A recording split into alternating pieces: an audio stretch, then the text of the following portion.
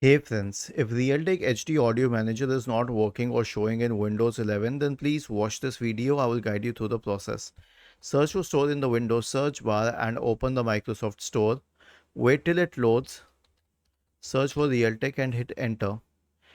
Okay, type Realtek Audio and then hit enter. Okay, that doesn't help either.